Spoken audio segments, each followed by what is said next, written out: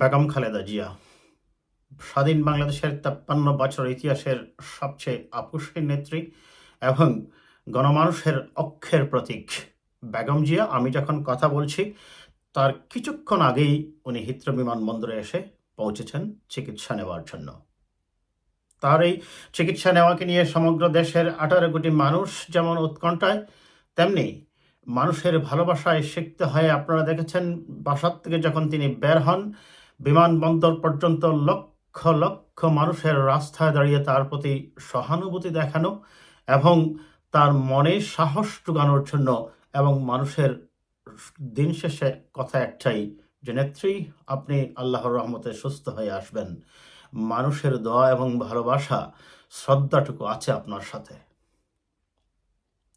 কিন্তু এর মধ্যে একটি প্রশ্ন দেখা দিয়েছে, বিশেষ করে আপনারা দেখেছেন যে আওয়ামী লীগের সেই কিছু ভেরিফাইড পেজ সহ আরও অনেকগুলা সোশ্যাল মিডিয়ায় ঘুরে ফিরে একটা কথাই তারা তুলে আনছেন যে বেগম জিয়া কি আর ফিরতে পারবেন, এবং তারা বলছেন এটি -2 ফর্মুলাকে বাস্তবায়ন করার জন্য সর্বশেষ পদক্ষেপ।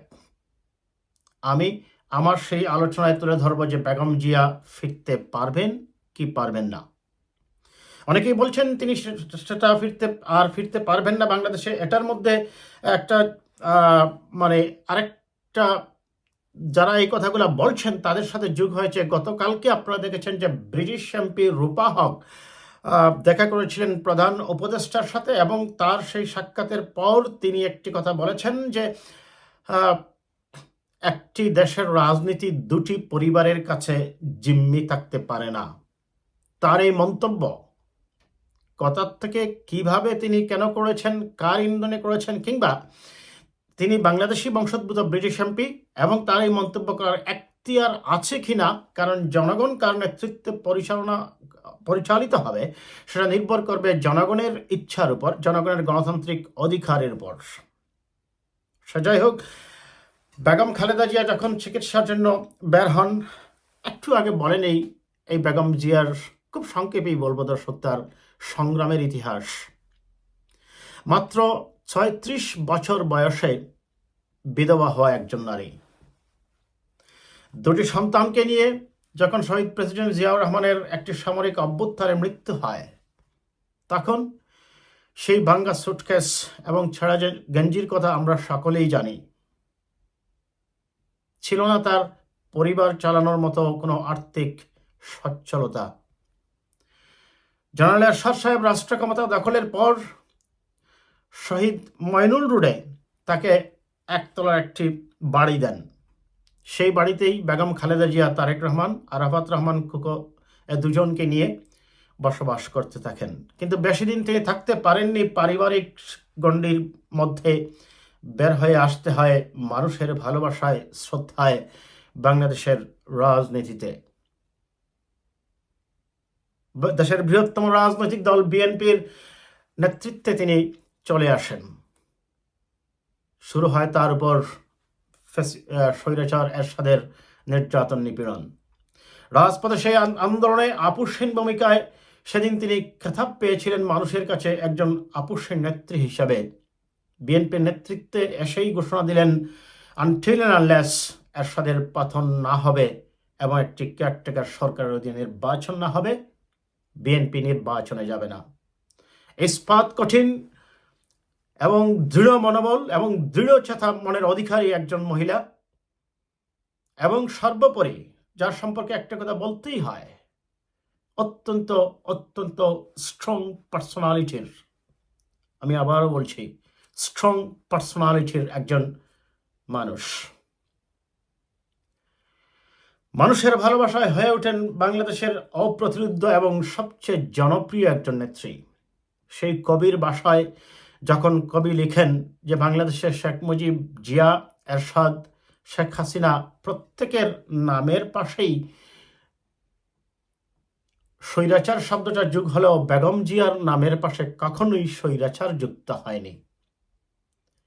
জিয়াউর রহমান সাহেব অবশ্য সামরিক বাহিনীর লোক ছিলেন, সেই কারণে হয়তোবা কবি সেই কথাটা বলেছেন। এখন সেই বেগম জিয়াই যখন লন্ডনের চিকিৎসার জন্য রওনা দিলেন, আপনারা দেখেছেন রাস্তায় রাস্তায় লক্ষ লক্ষ মানুষের যে ভালোবাসার কথা, তারও আগে একটি কথা বলতেই হচ্ছে, এই বেগম জিয়ার চিকিৎসার জন্য বারবার বিগত ফ্যাসিবাদী শাসক শেখ হাসিনার কাছে আবেদন করা হয়েছে। চিকিৎসা নিতে না নিয়ে স্লো পয়জনিংয়ের মাধ্যমে বেগম জিয়াকে শেষ করে দিতে চেয়েছিলেন শেখ হাসিনা ওয়াজেদ।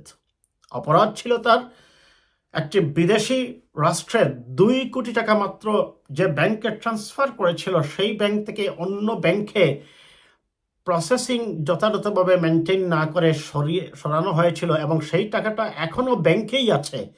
এটাই ছিল তার অপরাধ নাকি? আদালতও সেই ক্ষেত্রে সহমর্মিতা দেখাতে পারেননি যে তার মতো একজন একাধিকবারের প্রধানমন্ত্রী 2 কোটি টাকা কোনোভাবেই তছনছ করার জন্য লোভ দেখাবেন না। শেখ হাসিনা এটাকেই পুঁজি করে তাকে জেল দিয়ে দিলেন। আমি আগেই বলছি দর্শক, আমি কেন শেখ হাসিনা বলছি, বিকজ আদালত সত্যিকার অর্থে এই সকল রাজনৈতিক মামলাগুলোর রায় দেওয়ার মতো ক্ষমতা রাখে না বাংলাদেশের প্রেক্ষাপটে, আমরা যেটা মনে করি, মানুষ যেটা মনে করে। যাই হোক, সেই বেগম খালেদা জিয়ার চিকিৎসার জন্য যখন বারবার বলা হয়, তখন প্রত্যাখ্যান করা হয়। একটা মানুষকে তার চিকিৎসার অধিকার থেকে বঞ্চিত করা, বিএনপি আন্দোলন করেছে, সংগ্রাম করেছে, হরতাল করেছে, অবরোধ করেছে, সমাবেশ করেছে, কিন্তু কিছুতেই সেই ফ্যাসিবাদী শাসকের সিদ্ধান্ত পরিবর্তন হয়নি। এমনকি সেই শেখ হাসিনা ওয়াজেদ বেগম খালেদা জিয়ার মতো আকাশচুম্বী জনপ্রিয় একজন নেত্রীকে, মানুষের ভালোবাসার প্রতীককে তিনি ব্যঙ্গ করেছেন, হেয় করেছেন, ব্যবহার করেছেন তুচ্ছ তাচ্ছিল্যের ভাষা। এমনকি তিনি এমনও বলেছেন, এই শুনি যায় যায় মরে তো না। এই ধরনের একটি নিচু লেভেলের ব্যঙ্গাত্মক কথাবার্তা বলেছিলেন শেখ হাসিনা ওয়াজেদ। হায় নিয়তি, আজ শেখ হাসিনা ওয়াজেদ পালিয়ে গেছেন দেশ থেকে, শ্রীগালের মতো পালিয়ে গিয়ে আশ্রয় নিয়েছেন আরেক দেশে। আর 18 কোটি মানুষের ভালোবাসায় সিক্ত হয়ে বেগম জিয়াই বাংলাদেশের মানুষের হৃদয়ের ভালোবাসায়, হৃদয়ের মণিকোঠায় এখনো আছেন। আমি আসছি দর্শক, এই বেগম খালেদা জিয়া যখন ইংল্যান্ডে চিকিৎসার জন্য এসেছেন, তখন অনেক এই প্রশ্নটা বেশ জুড়ে সুরে আসছে যে সেই 111-এর সময় আপনাদের মনে আছে, মঈনুদ্দিন ফখরুদ্দিনের সরকার -2 ফর্মুলা বাস্তবায়নের চেষ্টা করেছিল। শেখ হাসিনা ওয়াজেদ চিকিৎসার নাম করে দেশের বাহিরে গিয়েছিলেন, কিন্তু বেগম জিয়া বলেছিলেন, এই দেশ আমার, এই মাটি আমার, এই দেশে জন্মেছি, এই দেশে মৃত্যুবরণ করব, মরতে যদি হয় এই দেশেই মরব। বেগম খালেদা জিয়া বাংলাদেশ ছাড়েননি। তিনি তাকে গিয়েছিলেন তাদের বৃদ্ধাঙ্গুলিকে কোনো ধরনের বৃদ্ধাঙ্গুলি দেখিয়ে তাদের সেই হুমকি দামকিকে। যাই হোক, সেই বেগম খালেদা জিয়াই 2007 সাল থেকে 2024 পর্যন্ত অনেক নির্যাতন নিপীড়নের শিকার হয়েছেন শেখ হাসিনার দ্বারা। প্রথমে তো 111-এর সরকার, পরবর্তীতে শেখ হাসিনার এই 15-16 বছরের শাসনে। এমন কোনো অপবাদ এবং ব্যঙ্গাত্মক কথা শেখ হাসিনা মাঝে বাকি রাখেননি। তার ব্যক্তিগত জীবন নিয়েও কথা বলেছেন। এমনকি তিনি বেগম খালেদা জিয়াকে বলেছেন 8ম শ্রেণী পাস। তিনি বলেছেন বেগম খালেদা জিয়ার জন্ম নাকি আসামের কোন জঙ্গলে হয়েছে। বলেছেন বেগম জিয়ার জন্ম তারিখ নিয়ে অনেক ব্যঙ্গাত্মক কথা বলেছেন, অপমান করেছেন। কিন্তু ইস্পাত কঠিন মনোবল নিয়ে, 2টি সন্তানকে নিয়ে বেঁচে ছিলেন বেগম খালেদা জিয়া। সেই ফ্যাসিবাদী শাসকের সময় অনেকটা বিনা চিকিৎসায় তার একটা সন্তান আরাফাত রহমান কুকো মৃত্যুবরণ করে। আরেক সন্তানকে দেশ থেকে বিতাড়ন করা হয়েছে। লন্ডনে তিনি অবস্থান করছেন। এইখানে বসেও দেশের বৃহত্তম দল বিএনপিকে নেতৃত্ব দিচ্ছেন। মানুষের ভালোবাসায় সবচেয়ে জনপ্রিয় এবং বৃহৎ রাজনৈতিক দলের এই নেতৃত্বে তিনি এখনো আছেন। সেই বেগম খালেদা জিয়াই যখন চিকিৎসা নিতে এদেশে আসছেন, তখন যে শেখ হাসিনা ওয়াজেদ তাকে স্লো পয়জনিংয়ের মাধ্যমে বিনা চিকিৎসায় মেরে ফেলার চেষ্টা করেছিল, সেখান থেকে তিনি আল্লাহর রহমতে বেঁচে গেছেন। তিনি এতটাই দৃঢ়চেতা মনের অধিকারী যে জিয়াউর রহমান সাহেবের মৃত্যুর পর নিশ্চয়ই তার কাছে কোনো আর্থিক সক্ষমতাও ছিল না। আমি একটু আগেই বলছি দর্শক, সেই দুটি সন্তান নিয়ে মাত্র ৩৬ বছর বয়সে বিধবা হওয়া একজন নারী মানুষের কাছে মানুষের ভালোবাসায় সিক্ত হয়ে নিজের জীবনকে উৎসর্গ করেছেন। দুটি সন্তানের ব্যাপারে যখন একবার কথা হলো, তিনি বলেছেন যে আমার সন্তানদের আমি জনগণের জন্য উৎসর্গ করে দিলাম। তিনি বেগম খালেদা জিয়া। তার সেই চিকিৎসার জন্য এই লন্ডন আসাতে অনেকেই বলছেন তিনি আর ফেরত যাবেন না। এটার মধ্যে আমি একটা জিনিস যোগ করলাম আগে দর্শক, যে রূপা হকের সেই মন্তব্য প্লাস সেনাপ্রধানের, তিনি যখন ইংল্যান্ড আসেন তার এক সপ্তাহ আগেই আপনারা দেখেছেন যে সেনাপ্রধান তার সাথে সাক্ষাৎ করেছেন। তবে সাক্ষাতে কি আলোচনা হয়েছে আমরা সেটা বলতে পারবো না। তবে যারা বলছেন যে বেগম খালেদা জিয়া আর ফেরত যাবেন না, আপনারা যখন দেখেছেন যে বেগম খালেদা জিয়া আসছেন, তাকে কি কখনোই একটুও কি বিচলিত মনে হয়েছে? আমার বিশ্লেষণ বলে তাকে একটু বিচলিত মনে হয়নি।